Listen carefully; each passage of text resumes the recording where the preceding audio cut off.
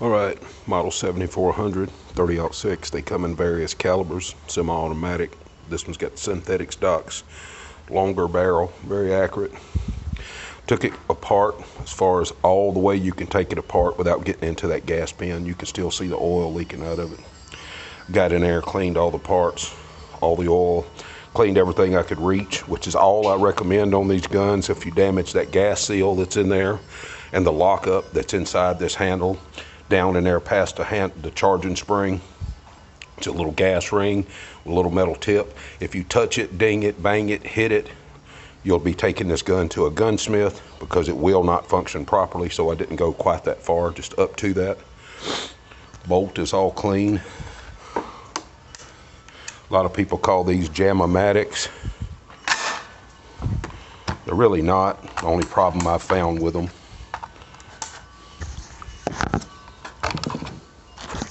are these magazines that they come with, because they're made for several calibers, every one of them based off of 30-06 brass.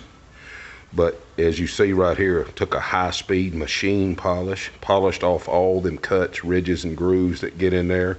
And if you normally use these, they get gouges cut in them. Well, I took polishing fluid and oil and polished, and high-speed polished. I mean, with a high-speed tool and a polishing wheel, real soft polishing wheel, polishing cream, man, and it'll make that thing that slick as owl shit on ice right there now. No edges, no grooves. This thing ought to not be a jam-o-matic. It's, when this boy gets it back and shoots it, he's going to be a slam-o-matic, because it'll bust out. Most people think this is a 5-round magazine. In truth, it's a 4-round magazine, so I suggest you don't over jam it. Put one in. This is where a big old piece of rust had set in, so I polished it off there with just a bigger, little tiny micro polish wheel. It's the only way to get it off there, and I didn't want to dig any further into it. This had a lot of caked up rust on it.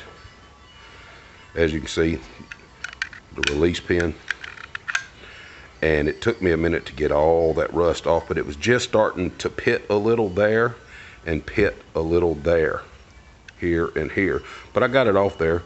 Otherwise, I saved the magazine, cleaned up all the edges, cleaned up the locking mechanism back here, and oiled it and polished the magazine up a little bit, and it should be very good. I suggest everybody buy 2 or 3 of these magazines if you can find them for this gun, and just polish these feed lips. I'll tell you another little secret.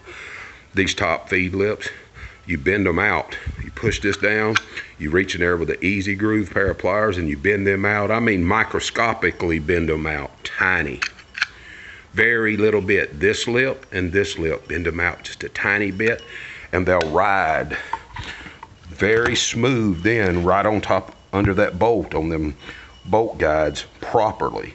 Magazine comes, and the way it is, it's a little tight. You see that? That's not really rust. That's where I polished it, and this camera picks it up really good.